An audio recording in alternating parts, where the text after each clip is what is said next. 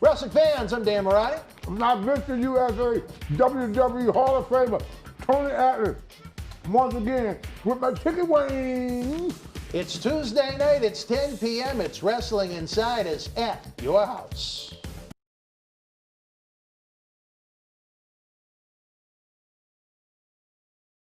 Wrestling fans, we explode into Christmas for the 9th annual Paul Bearer Holiday Headlocks Toy Drive Cyber Fan Fest. A human sea of superstar guests have come to MWF Studios for live interviews, tributes, and virtual autograph signings. The good news is, if you miss these superstar signings, we have individual autograph photos available as well as all-inclusive VIP packages throughout the season. If you want them for yourself or to give us a holiday gift for Christmas, get the order in by December the 19th. On Christmas night, we'll reveal the winner of the massive Christmas week mega raffle, where one lucky fan wins an entire jackpot of prizes, again, to benefit the Paul Bearer Holiday Headlocks Toy Drive. 2020 has been a brutal year for the economy, as well as our toy drive efforts.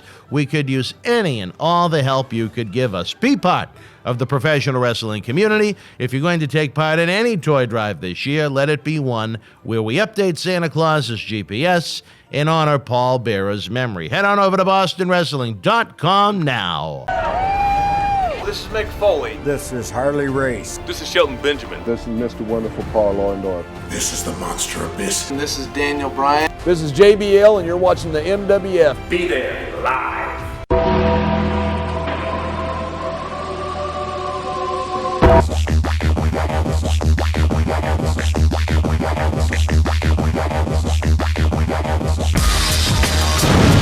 All right, wrestling fans, kick back, relax, have some fun with us. On a Tuesday night, we have the Super Chat going to my right, where you can help us keep the lights on, buy us a drink, get Tony some chicken wings. He's a hungry man. He's always, forget about Jake the Snake Roberts. They always used to say, what's in the bag? With Tony, we know what's in the bag. It's something to eat. What is that, half of a chicken wing? No, I got a whole bunch of chicken wings over here. All right. That young kid when they took care of Grandpa. Well, we got great help in the back. Our technical director, Mr. Gabe Monzoni, has certainly been one of the champions of the Paul Bearer Christmas toy drive this year. Tony, a lot going on, a lot of questions from the fans in the world of professional wrestling this holiday season as they continue to enjoy your artwork on eBay and join us on Patreon. With the great links we have rolling. Anyway, Tony. Y'all see what Dan have to go through with me?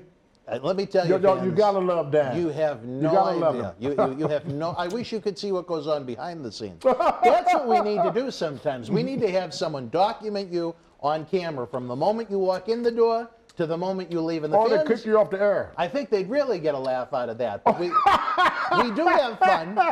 Very seldom do we argue. Very seldom do we talk on the phone. But that's a different story for a different time. Yeah. Tony, the good news is for the Rhodes family that Cody Rhodes can now go by Cody Rhodes. He was able to reclaim the name that WWE took ownership of because Cody never wrestled as Cody Rhodes before he was in that company. So WWE took that as their property.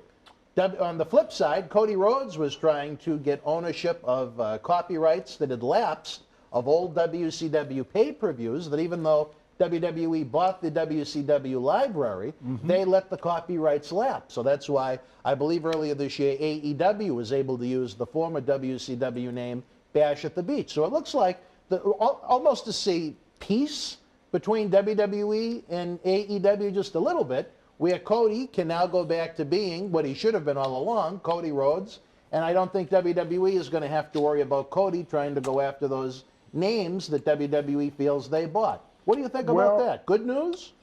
Wonderful news, because as much as I stand up for WWE, they were being stupid anyway. You can't take something away once they've been put out. You can't close Pandora box.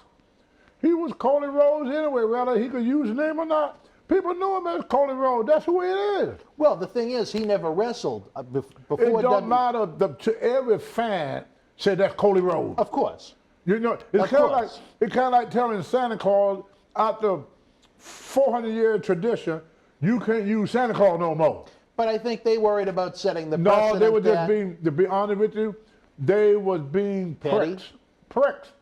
And then they step back and look at it and say, why are we wasting money and time on something that you're not going to change? It's kind of like the WWE was paying money to tell the sky not to rain no more. You can't, once Pandora box is open, brother, that's it. And he was always, Cody Rhodes, all they were doing is making themselves into a bad guy by trying to take it away from. People here in America get tired of the elite, the higher up, taking from those on the bottom. So I think they realized that they was hurting themselves a lot more than they was hurting Cody. It didn't stop Cody one iota. I mean, look at he started a great company without using that term. So why is they taking it away from it anyway? Why do that? They make millions and millions of dollars. Why are they going to try to keep another person from making a dadgum living? And people frown on stuff like that. And all they were doing, people would go to America loved the underdog. And all the day that Vince did was call more fans to tune him out and to tune Cody in. And Vince finally realized, hey, this is not hurting Cody, it's hurting me. Well, I can understand WWE wanting to protect the characters they create, but I think this is an exceptional situation. They didn't create no Cody Rhodes. Well, again, Cody Runnels never did anything in his life as Cody Rhodes until he was on WWE It don't TV. matter. He came out of Dusty Rhodes' sack. I agree with you. I agree. I think this is one of those rare exceptional circumstances where WWE should have just let it go. Amen. And on the flip side, now they don't have to worry about Cody going after the WCW names that they bought in the sale of WCW back in 2001. He wanted rights to Bash at the Beach, as we noted. I think Fall Brawl was one that he was attempted to get his hands on to take WCW names to AEW. Childish. Maybe there's a little piece in the world of pro wrestling. Childish. They're going to take it to do what with it? It's kind of like the guy breaking up with his girlfriend, don't want her no more, but don't want her to be happy nowhere else. Childish, rich man bullshit is what it is. Rich man bullshit. You can't use this name if you're not working for me. So, if I'm not working for you, my ass could just drop the fuck dead, right? Screw you, buddy. That man's father built that name. Vince had not a damn thing to do with building that name. Vince cannot take credit for the name Cody Rhodes or Dusty Rhodes. That was developed before Vince got it. Vince buys a lot of shit, put it on a shelf, and the only reason he keep it so nobody else could use it. Right. It is easier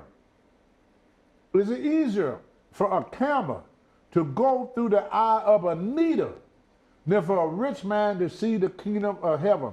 So said the Lord. Not Tony Atlas. Can't blame me for that. I didn't write it. I didn't write that Bible. But I know what's in it. And that is called greed and selfishness and vengeful. He can't have Cody. He don't want Cody, but he don't want nobody else to have him. And he don't want nobody else to use him. And he don't want nobody else to make no money off. So he'd rather take it and throw it in the trash can. He's the type of guy that would take one bite out of a chicken leg, don't like the chicken, see a bunch of hungry people standing there, but instead of giving that one chicken leg to that hungry man, he throw it in the freaking trash. And remember, when Cody left WWE, he wasn't even being used as Cody Rhodes. They wasn't doing nothing with him. He was Stardust. He was under the paint like Goldust. They were trying to make him out of a bozo the clown. They were making him out to be a fool. They're an idiot. They misused the kid anyway. You know, when you rock with Vince, just like I stood up for Vince with the union, where I stand with the wrestlers on this. If you're not going to do nobody no good, don't do them no harm. Yeah. Vince ain't going to do Cody no good, but he want to harm the man. Why you want to do that? He should be concentrating on developing his own thing. He got enough. Why are you going to stop somebody else from doing something? Just because it's not a part of your organization. That rich man, spoil, stupidity, and it's going to backfire on him too. You know? Talk about, I got the rights to this, I got the right to that. Well, yeah, you got the rights. Now what are you going to do with it? Well, or I'm going to put it, like he bought WCW. Right. What in the F did he ever do with it? He put all them people, you know, they always talk about increasing the economy. The Republicans, my party, talk about give people jobs, create jobs. Vince is not a job creator. He's a job destroyer. He destroyed work for a lot of wrestlers. Not just wrestlers, vendors, hotels, airline, rent-a-car. Office staff. Everything. Office staff. He took all them jobs away from all them people involved with WCW. He did the same thing with ECW. Vince come in, destroy something, take it away, buy it up, and then what he do with it after he get it? He throw it in the fucking trash. Well, let me ask you this, though, Tony. Let's be fair now. I'm being fair. I agree with you 110%. I don't think a day should have gone by in his life that Cody Rhodes shouldn't have been able to use the name Cody he Rhodes didn't, if he because wanted Vince to. had no right to that name. But at the same time, do you think where WWE bought the rights to WCW, that Cody and or AEW should be attempting to get the WCW names that WWE bought? I mean, they bought them for a reason. They bought WCW. And all the trademarks that went along with it. No. What do you mean, no? No. They bought the company. And part of the company were those pay-per-views. No. No. They Really? bought the company. You can't stifle history. I could buy a history book.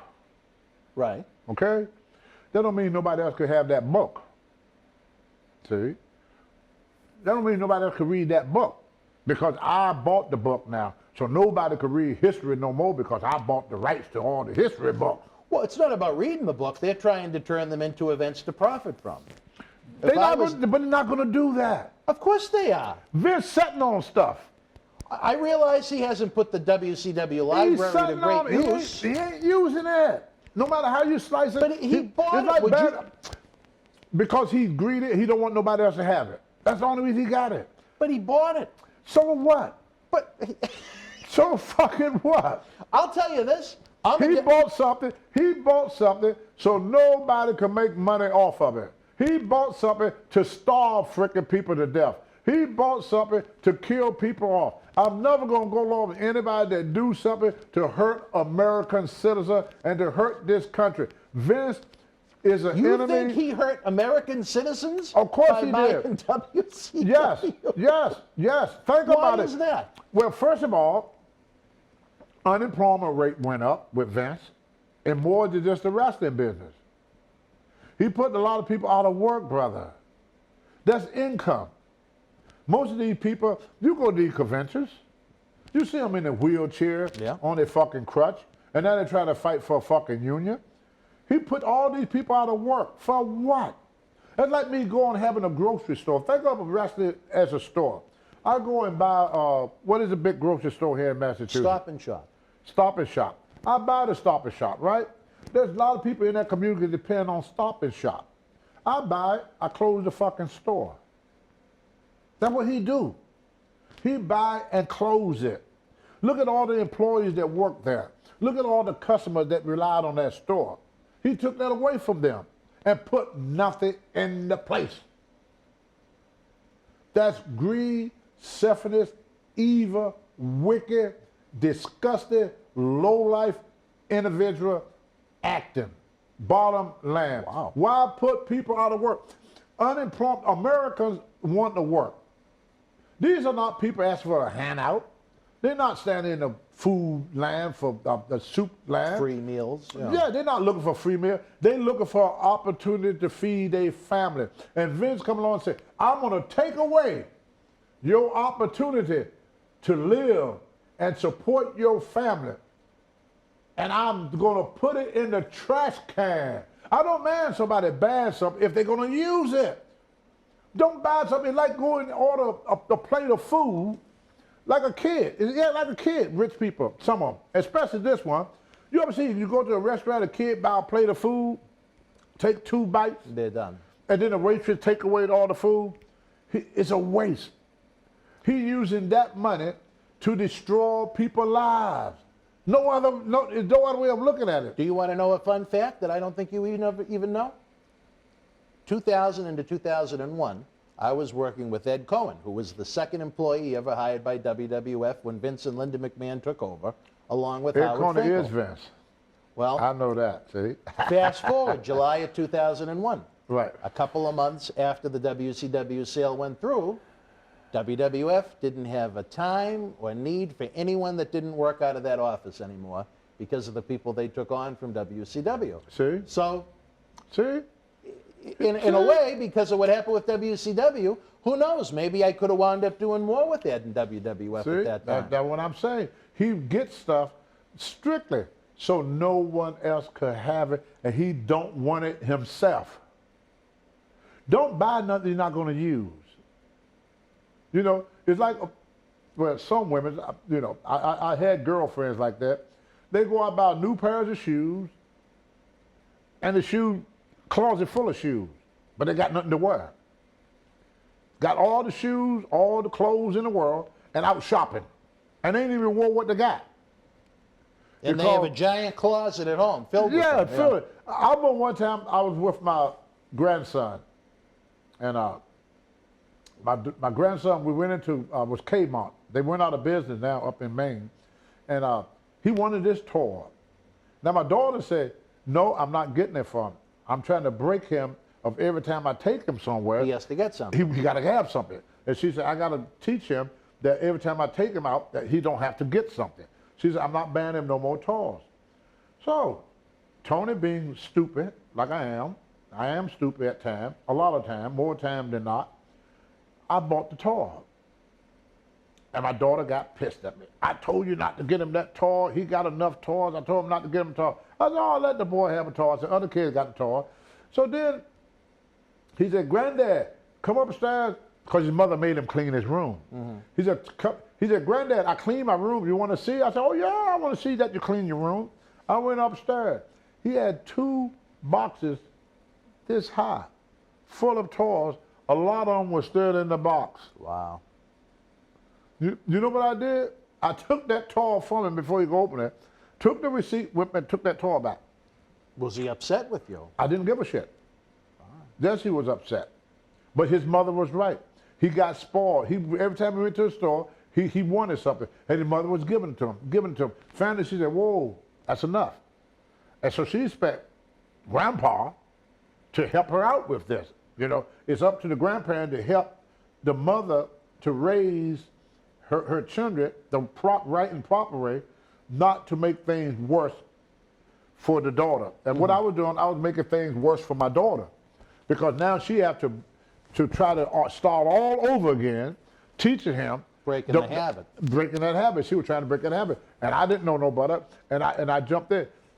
And then how I used to get him to eat, his mother would feed him something, right? And I don't want this. I said, oh, good, I like that, I eat it. No, it's mine. You put the food over. You put the food over. I love it. And that's a good trick. I've done that before. Let me eat it. And as soon as I say let me eat it, he pulls it back. That's Vince. Vince act like my grandson when he was 6. Well, that's what a 6-year-old would do. It's Vince. Why put these companies out of business? Why take away Cody's name? You're not going to use it. People, most decent people, if they're not going to use something, they don't throw it in the trash. They give it to Goodwill, or they donate it. That's a person with a good heart. I can't use it, but maybe somebody else can. Well, I'll say this. When they bought WCW, their intent was to launch that as a separate brand. It's just Never. No, you're wrong about that. Why they didn't do it? Vince always done what he wanted to do. It turned into a complete and utter disaster. We'd need a whole episode to discuss why it didn't happen. But the intent was there up until July of 2001. The intent was never there, in my opinion. Well, because Vince never always had done what Vince wanted to do. He thought it was going to be a great money-making opportunity. Well, it would have been if he had left it alone. Well, why he got to have it? We'd have to. That's no my one else point. wanted it. Why he have to have it? Them guys were doing good without him. They were thrown off of TBS and TNT. How good were they doing? They had no television outlet. They would have got all that back. How? TNT didn't want them. Yeah, TBS but he banned it. Want them. But he banned it. That was the end of it. He never did nothing with it. My point. Death was coming to it unless someone saved the day. Well, he should have left it alone if it was that bad off, and let it die off itself. But then once you grab something and you don't do it, and you do it worse harm than good. At its worst, he still took on about 30 contracts when he bought it, Nevertheless, as opposed to letting it die completely. well, where it is now. They sold a lot of DVDs. Dead is dead, brother. They sold a lot of DVDs. Dead is dead. All right, well, Tony, AEW, it's year 2. They've had a successful year 1. TNT was so happy with the ratings, they extended their contract multi-years. They're going to add another primetime television show, apparently. But I think my worry, I should say, is first where they tried to get those retro WCW pay-per-view names, they're trying to go into the celebrity fame box, so to speak, and instead of trying to take superstars that WWE, you remember the great success they had with Cyndi Lauper and Mr. T.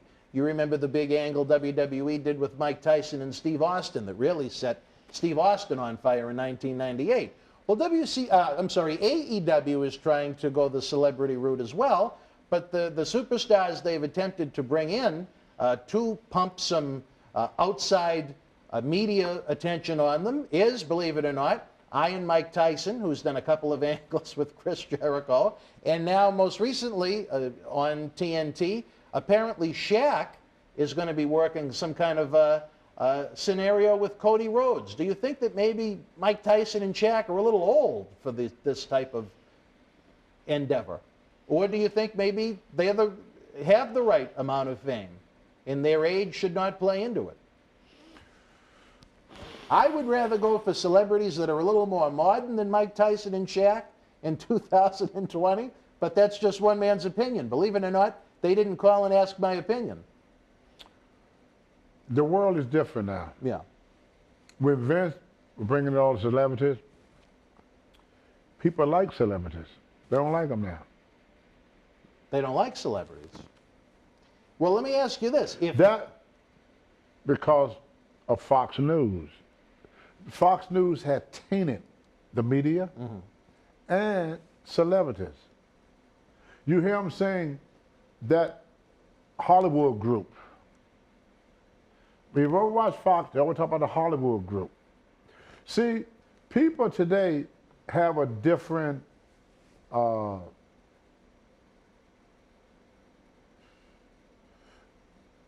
their perception is not that of what me and you was raised on. They got more of a destructive, let's get the big guy mentality. What's up, we want to bring down. Like for 10 years, you hear repeal Obamacare, and everybody was for it. Not one person asked this question, what you going to replace it with? Right. Let's cut our ties with China. Not one word about what we're going to replace it with. Nobody is interested in the replacement of something. We got this idea that we want to change the country, change the government, change things. All right, I don't want to go the political route on this one. No, the fans get angry no, with these us. are fans. These are fans.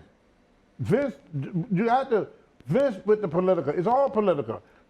See, well, we're see talking about the people. I know, but Shaq and the people that buy the ticket are the same people that vote. Sure. What you got to understand, they're the same people. Well, the world now, it started with Backlund when they started calling him Heidi Doody. Vince recognized that. So the one thing that Vince got rid of was baby faces, is what I'm trying to say. The mentality is not politics. You can make it into politics if you want to, and it being said on TV. And the reason I use Fox, they're the #1 network. So there's more people watching that network than any network in the world. They're #1, which means the mentality that they is putting in people's head is also going into the entertainment business. And celebrities right now got a bad rap because of the media. It's not politics. It is what it is. If you were told... See, before these guys were looked up to, you know? And then they started looking down upon it, started with the OJ thing. Once OJ, this celebrity got in trouble, then Bill Cosby, then this guy, and then that guy, it put that taste. Even though Shaq and Mike Tyson, it ain't got nothing to do with their age. Nothing at all to do with their age. It got something to do with what they represent. And a lot of things, what they represent so many people today is against that Hollywood group. I hear it all the time. I hear it every day. I can't ignore it. That Hollywood group. He's with that Hollywood group. And I hear that all the time. And so these celebrities, they don't have the same value as they did back when Vince was doing. See, Vince hit it at the right time. To try to repeat what he did in the 90s and try to do it 30 years later, it don't work with this audience no more. If you worry, you can look at the music. In my day, we sung about this was the music in my day. Let me wrap you in my warm and tender love. Lanny used to sing that to himself. That's my day and your day. That's my day and your day. Music now. Yeah. Shoot the cop. Fuck the bitch. That's the music. Yeah, the whore. See? Do you think Lanny ever sang that first song to himself? Lenny, my friend, you leave Lenny alone. Did you know Lanny moved to Ecuador? No, I did not. I don't know why he moved to Ecuador. Why you change the subject? I bet the fans are asking you right now, Dan, why are you trying to change the subject? The fans get a chuckle out of the Because you got to understand. But if you're I work with a lot of kids. Yeah. And I listen to them talk. I listen to young people talk. They don't sound like us. The whole world, a generation, and a lot of stuff they did in the 90s don't fly today. Like when Vince came on with the Attitude Era, that was the end of the baby faces. I mean, Stone Cold and Steve Austin were the worst heel that the world ever see, and they loved them. Yeah. You take Dory Harriet, all the movies that they saw. Remember they had the Terminator? Yeah. Here's a guy, a robot to come out of space. They're gonna kill all the humans, and they go, yay! They loved them. Love it. But Tony, my question is, if you're AEW and they've had a very successful first year, but they have yet to get back to the TV ratings they had the first 2 weeks of their inception, what would you do to try and grow the audience, to bring back maybe lapsed fans, to try and get new fans, if you would not go the celebrity route? What would your thought process be as far as trying to grow the overall number of eyeballs that watch that TV show? Get Cody out of the ring. You think that would help them? Really? Yeah. Because nobody gonna get bigger than him. Do you think it's a matter of they need to be patient and grow new stars? No. I just told you. You think the moment Cody Rhodes stops wrestling, the ratings are going to go up? Yep, because I disagree with that. Well, I'm gonna tell you the reason why. Why? Because he's gonna put more focus on the wrestlers, not on himself. His father done that. Jerry the King Lawler done that. Jerry King was the only one successful at it. The Von Erichs done that. In every territory, you got to realize a wrestler mentality. They cannot let the WEW could only get as big as Cody. If anything get close, this close, to being better than Cody, you're out the door. Well, to be fair, Cody has not put himself in pay-per-view main events. He hasn't given himself the world championship. It's wrapped around him. You fair gotta enough. admit People look at that company and they associate him with it. Not You're only right. that, you can't focus on the show. Johnny Weaver taught me this. There you go. Don't get me on Johnny. Johnny was a booker of Mid-Atlantic for a while. Yeah. Okay. He told me I was right down the street one time. He said, the worst promoters are wrestlers. He said the reason they are going to let no star Get bigger. Now you talking about WEW, what is it, AEW? Right. Yeah. But every time you talk about who you talk about. Well, Cody is usually the first name that pops up. The only. But again, to be fair, he is not. I don't think he's. I'm not disagreeing with anything you said there. I'm not disagreeing with you. I could be wrong. You could be right. But I'm just going by my own self-experience. But why do you think the ratings would go up if you take one of their better wrestlers out of the ring? No, because what you do, there is people sitting there that could make him more money than Cody can. There's people that could take that company bigger. That roster, I don't know. Yeah, but they would never get the chance at the point I'm trying to make. Well, that's what I mean. You need to See, consistently build new stars. That would happen to me and the Ultimate Warrior. What was that? In Texas. Oh, because you were. They happened to me. Erichs, That's how I know these things. I'm not just making this up just to hear myself talk. They had the Ultimate Warrior, they had me. I went to Puerto Rico, he went to WWE. But the reason Vince was so successful, Vince was not in the ring. Vince was able to focus on this guy, that guy, that guy, and the guy. He was the puppeteer. Once you get on the field, 90%, I would say 60% of your thoughts is on you. You're going to ignore a lot of stuff you're going to overlook. He's going to see all this stuff maybe 20 years from now. But right now, while you're in it, that's why Vince Sr. never wanted Junior to get in the ring. He wanted him to have a promoter develop himself as a promoter, not as a wrestler. There's no wrestler in the world that's controlling the book gonna let another wrestler get over them. That's why every time you talk about it, you sound like that whole company, they only got one wrestler. Nobody knows these other wrestlers. They're not going to get to know them. Every time we talk about AEW, what you talk about? Cody. And I love Cody, don't get me wrong. Cody. I never hear you mention them other guys because they are in the shadows of Cody. And as long as the Jerry the King Lawler, he did the same thing. Like I said, he was the only one that done that was successful at it. He was able to develop other talent and develop his, but he had a smaller company. Right. Yeah, he only had Memphis to worry about. He didn't have a big, large company. See, a lot of times, like Hogan, when Hogan was there, Vince didn't pay him no attention. He had it, and that's how it happened in a lot of times. Stone Cold Steve Austin was down in WCW. Cactus Jack at the time went to Bill Watts and Dusty Rhodes and said, y'all need to do something with this guy. Look at how the people react to him. He's a great freaking worker. Y'all should do something with him. Cactus, you ever talk to Nick Foley? You ask him and see if I can tell the truth. Bill Watts was thinking only about his son. Dusty was only thinking about his son. Dustin, not Cody. Cody was in college then. He was on the wrestling Cody team. was probably in the elementary school then. Well, I met him after when he was in college, the first time I met him. He was on the wrestling team. He just won the Nationals or something. He's a hell of a shooter from what for his record. But anyway, there was no focus on building up anybody. Why do you think WCW did so bad when Dusty and Bill was doing it? Well, maybe that's Cody right now looking to bring you in to manage Sonny Kiss. Well, I call him back. No. But you see what I'm saying? Because that's just how it's been in this business since I've been in this business. And I've been in this business almost 50 years. And I hear this, and I've seen it this whole year. Whenever a wrestler put himself in that ring, they would let nothing get above them. Hulk Hogan was the biggest wrestling star the world ever seen. Went to TNA, the company died. AJ Styles, the black kid is in WWE now with the muscles. Bobby Lashley, Booker T, they all left. Why?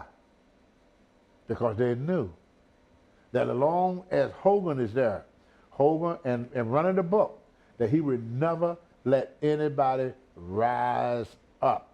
So even though Cody is building the company, they got great ratings at first, even though Cody is a great athlete, I'm not taking that from him, he's a great entertainer. But as long as he's in that ring, nobody is ever going to get bigger than Cody. You should know that by your own conversation. Every time you talk about that company, you talk about that company like it's only got one wrestler if you stop and look at it. Well, I can say this as an honest observer, as someone that watches the show weekly, I don't think he's overpushed himself. I think they've overpushed his wife, but that's a different story for a different time. My whole point is, as far as the men go, I'd say Dean Ambrose, John Moxley has been used stronger than Cody. I'd say Jericho has been used stronger than Cody has. So there are others in the conversation. But not as big. Maybe not bigger. How about that? They know, and they won't be. All right. Well, trust me on that. Wrestling fans, your thoughts on... See, men's got egos. Vince is not going to let no company get bigger than his company. Dan Morella is not going to let any talk show get bigger than Boston Wrestling. I don't think it's possible. I don't think it's possible. It's human nature. It don't mean that they bad Everybody people. wants to be number one in what they do. If you have pride in what you do, right. I think that's only logical. But you become a better promoter. He going to become a better promoter when he get out of the ring. Trust me on that one. My whole 48, 49 years of experience tell me that. I've seen it. If Paul Burrow was here, he would tell you the same thing. You talk to Bill Eadie, he would tell you the same thing. You talk to even the guy we just got through talking about. Gabe Monzon? Yeah, you can talk to any veteran. They would tell you the same thing I tell you. It had never worked because it's something about, I got to be number one in this company. I built this company, I got to be number one. Vince tried to intervene himself in it later. He was in his 50s, yeah. Yeah, but when Vince did it, he did it to help other talent, not to help Vince. He got beat up by Stone Cold. He got his head shaved by Donald Trump. Vince did jobs for his company. He didn't put himself over. Every promoter that ever ran, like Devon Erg, they put themselves over everybody. Well, he was only world champion for a couple of days. And when they gave Bruiser Brody the book in Texas, Bruiser Brody put himself over everybody. Carlos Colon in Puerto Rico put himself above everybody. There was nobody bigger than Carlos for years. Even now, he's an old, dried-up fop. And he still would not let anybody have a bigger name in Puerto Rico than him and his son. That's just how it is. It's the nature of our industry. Yeah. Once Cody retired from the ring, and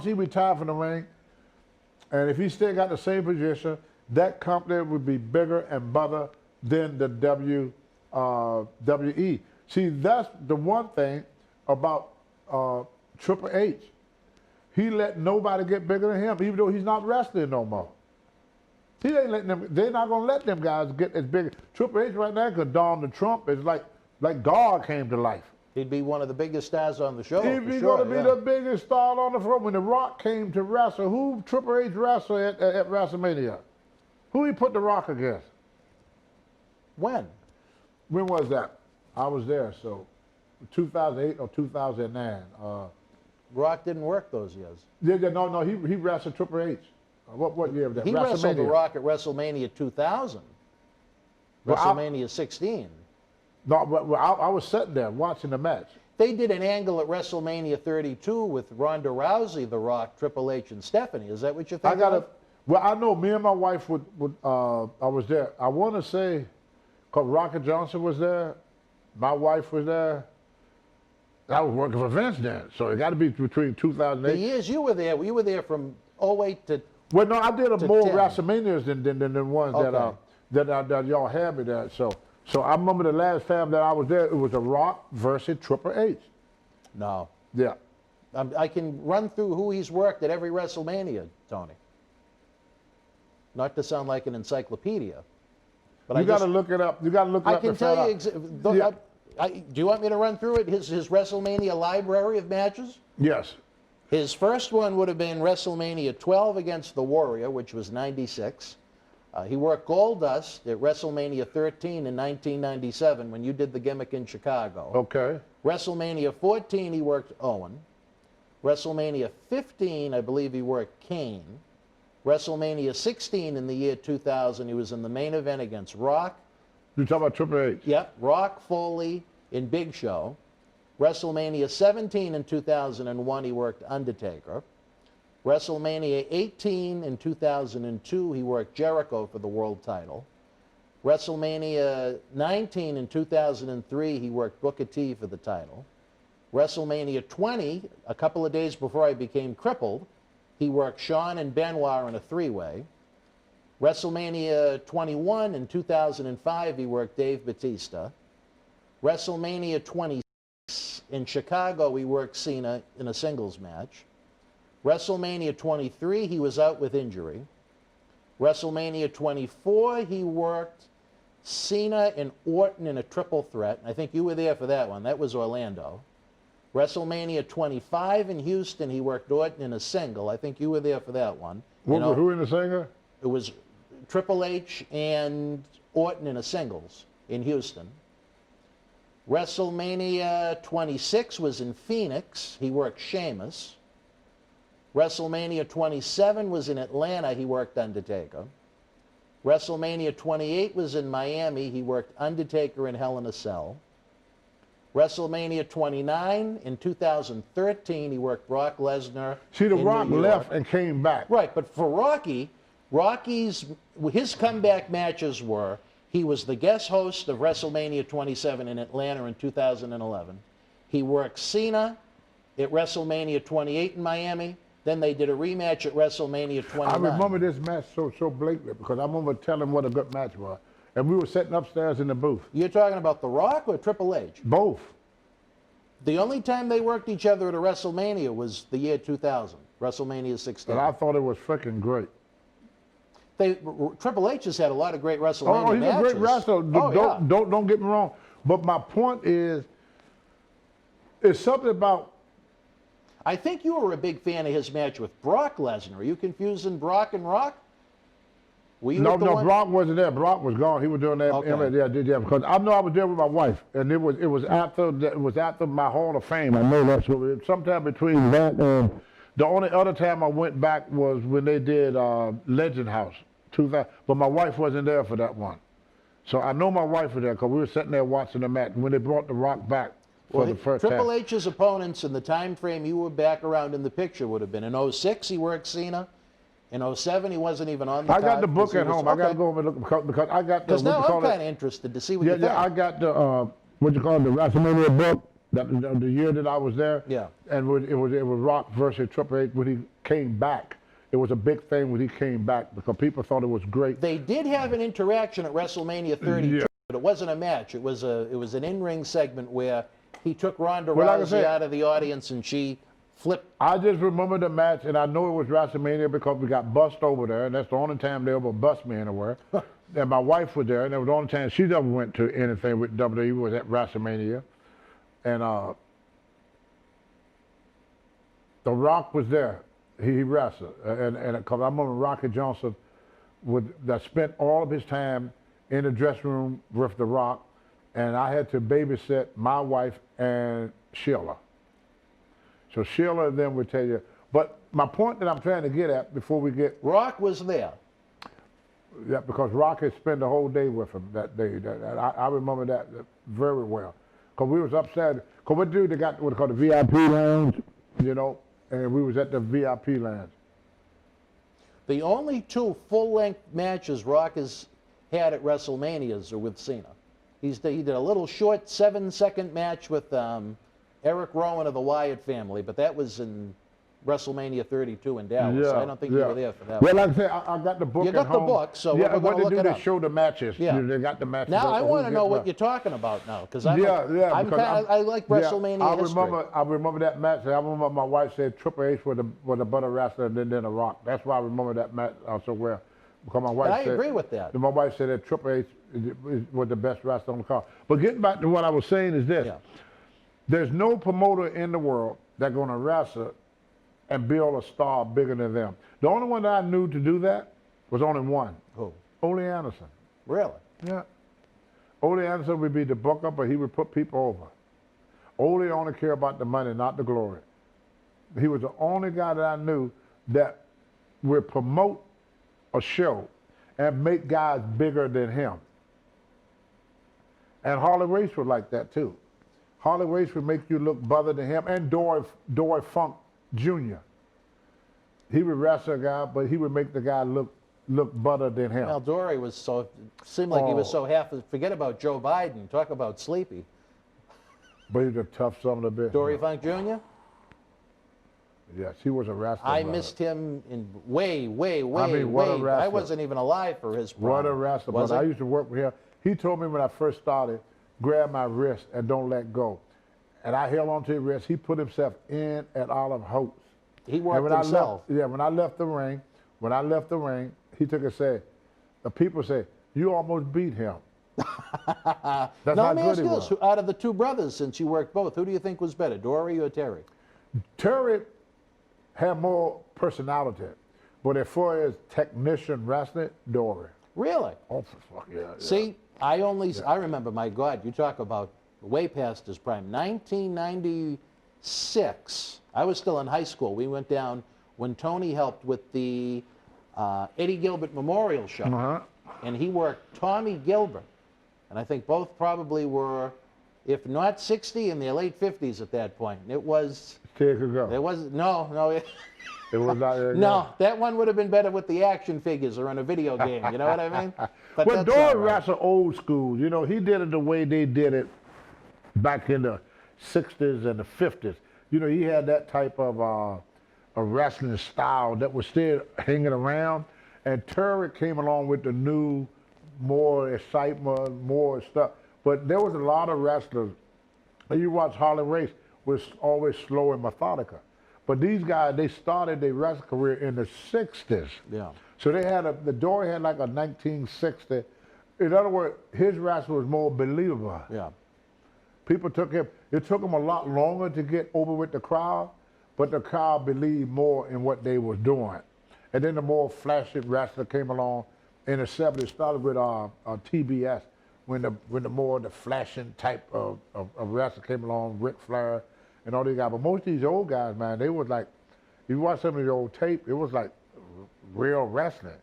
Do you think there is anything guys of 2020 could take from Dory Funk Jr. and kind of modernize? Of course. Any examples you can think of? Well, see, or- here what the problem was.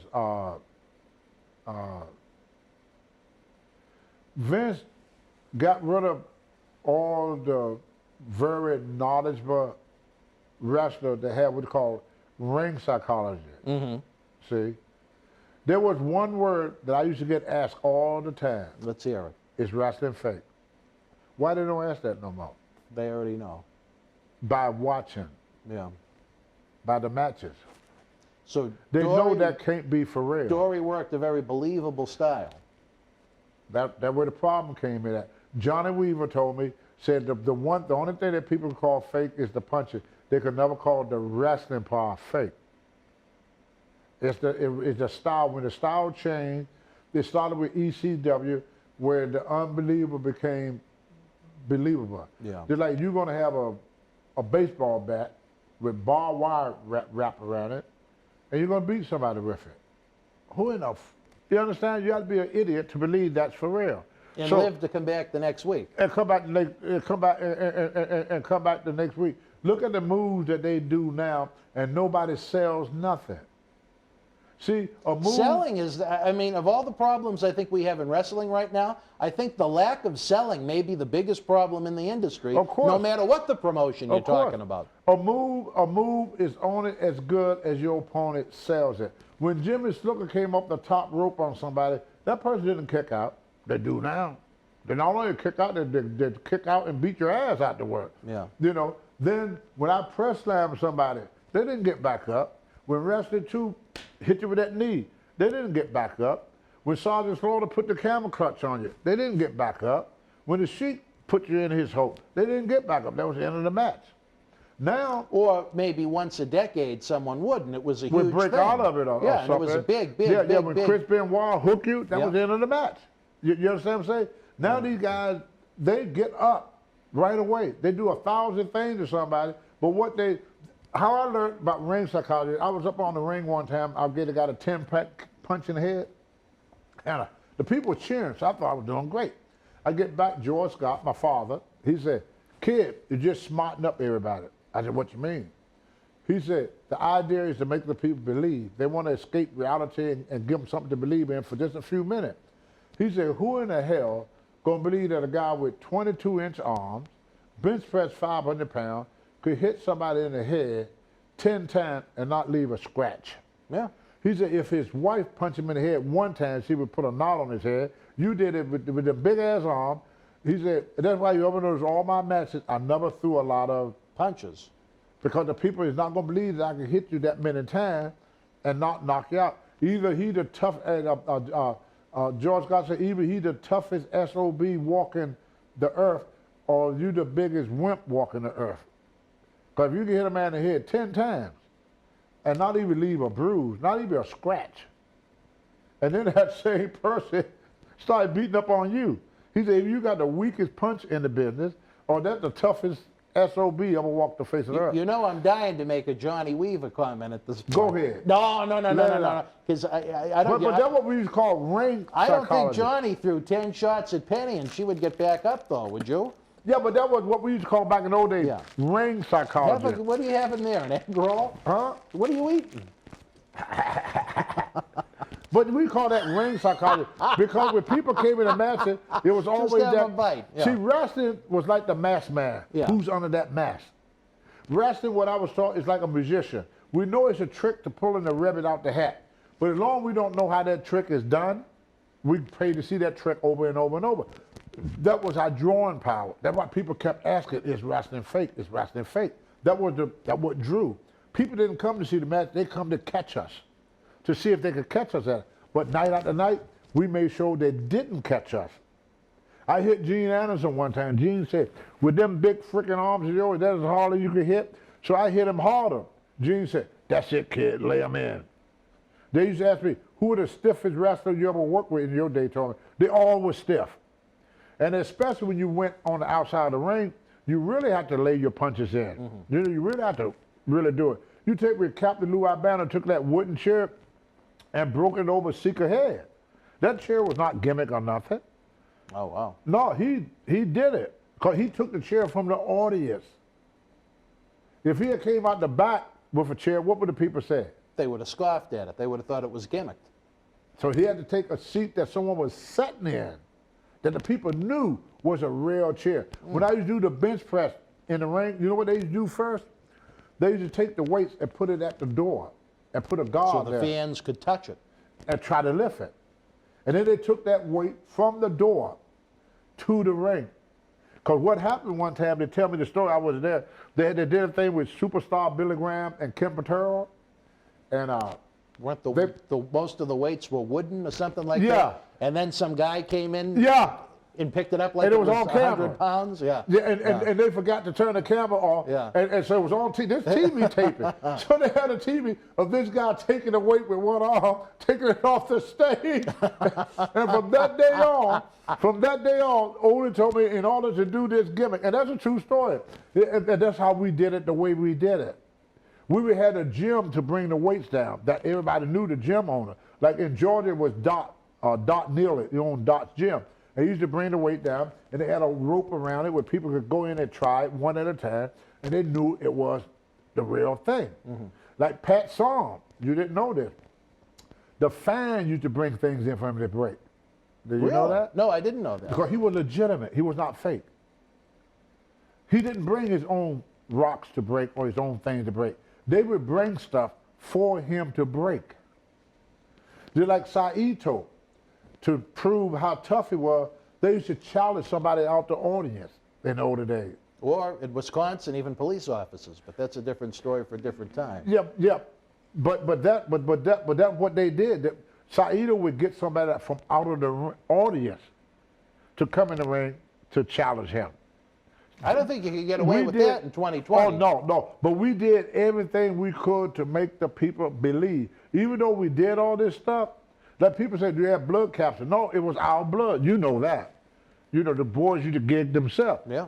And then sometimes the guy used to go with the people and they'd be looking at your head to see if it's a scar. I remember I was with, what was his name? Joe LeDuc. And he got juice. But he was so pumped up that, you know, he was all bloody and everything. But the scar was no bigger than that. What do you think Joe LeDuc did? Made We it a got little your dressing bigger? room. In the locker room?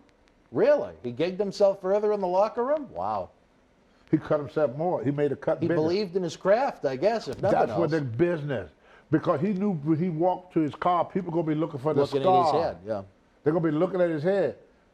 And so when he pulled that bandage off and they saw that big scar, the blood started running, they said, oh man, that's for real. I watched their faces when he done it. Oh, that's for real. They did everything in their power to make people believe. And Vince thought he would make more money by exposing the business. You know, Tony, briefly, because we got to wrap up, I'm getting the cue from the back, but what do you think of the fact that AEW now, rarely, but as needed for bigger angles, that they do use color, which WWE has prohibited for the most part since 2008? Well, they're going to work good for them until somebody gets hepatitis or AIDS. And then they're going to find themselves on CNN. That's the problem with stuff like that. Because just like these guys now, when they want to do that concussion thing, see, sometimes the wrestler could be their own worst enemy. They had John Lith or Jonathan saying that thing. Right. Vince wasn't even fucking born when that guy was wrestling. Or you had someone like Matt Bourne, who out of a 32-year career, 2 of them were spent in WWE. How do you prove that his concussions came from that company? You can't. Or Billy Jack Hayes. Now, they may have happened... How long was Billy Jack with WWE? Right, a year. It don't work. These guys may have had concussions during their career, no doubt, but they couldn't pinpoint it to a time they were in working for Titan Sports, WWF, WWE. Yeah. See, but that's the thing about wrestlers. As soon as one of them end up losing their job, like Mrs. Hyde, she used to flash us all the time with her tits. So they took a picture of it and put it on the wall. Then when she got fired, she sued them. But I still don't know if I was a woman, even if I did like to flash people in a locker room, if I'd want a poster-sized photo of my breasts hanging on the corporate walls. But that's just me. They don't do it. Well, they don't do it. That's easy enough. Don't do it. Somebody's going to post it. You know that. Sometimes I wonder what our friend in the booth, Gabe, directing the show, thinks about what we're talking about with some of these crazy real-life stories from an even crazier world. It's just like I said earlier, we were talking on the earlier program about Yang, whatever his name is. Andrew Yang. Andrew Yang, that they want guys to get into the WWE, and all of a sudden, 2 years into their contract, try to form a union and change the company when they agreed to the conditions before they got into it. You know, that's just how it is. You have to, if you agree to something, you have to follow it through. Now at the end of their career, or after they have fulfilled that contract with the WWE, if they want to fight for a union later on in their career, I have no problem to do that. But you said that girl was in the business, what, 2 years? I think she was with WWE for 2 or 3 years. Yeah. She was in TNA. And want to come in 2 years and make changes? Are you nuts? Well, I just think, I don't know if she was looking to make changes. She just believed in unionization. Well, if anybody, the only woman there that I would say that got any say-so is Natalia. Yeah. Natalia been there, what, 15 years now? Over 10. Yeah, about 10 years. So, I mean, that's a 10-year veteran. Yeah. And you know, if she said we need to form a union, I would say, yeah, she paid her dues, you know. She fulfilled her obligation to Vince. But this girl ain't going to fulfill her obligation to the contract she written. See, I watch Judge Judy. She's my favorite. And Judge Judy would do this every time. Judge Judy would do this.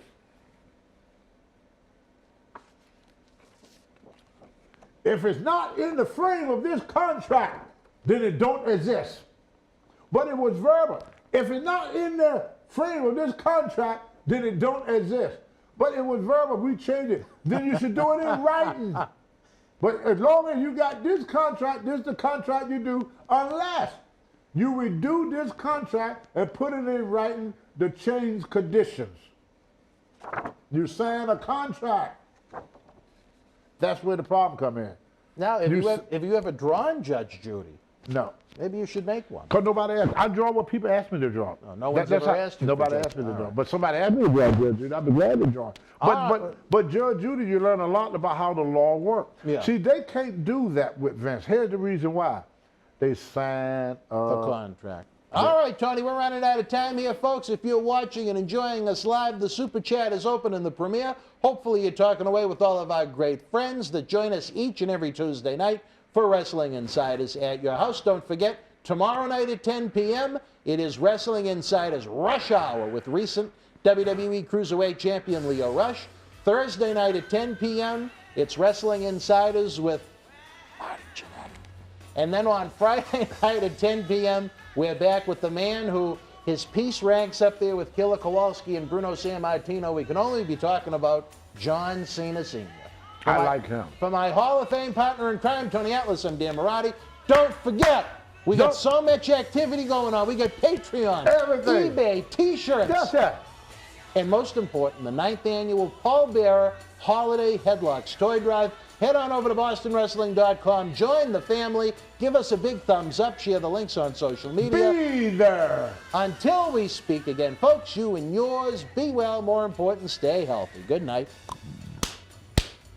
See, I'm a weird guy. I'm on Vince's You are. side. Wrestling fans, we explode into Christmas for the 9th annual Paul Bearer Holiday Headlocks Toy Drive Cyber Fan Fest. A human sea of superstar guests have come to MWF Studios for live interviews, tributes, and virtual autograph signings. The good news is, if you miss these superstar signings, we have individual autograph photos available as well as all-inclusive VIP packages throughout the season. If you want them for yourself or to give as a holiday gift for Christmas, get the order in by December the 19th. On Christmas night, we'll reveal the winner of the massive Christmas week mega raffle, where one lucky fan wins an entire jackpot of prizes, again, to benefit the Paul Bearer Holiday Headlocks Toy Drive. 2020 has been a brutal year for the economy, as well as our toy drive efforts. We could use any and all the help you could give us. Be part of the professional wrestling community. If you're going to take part in any toy drive this year, let it be one where we update Santa Claus's GPS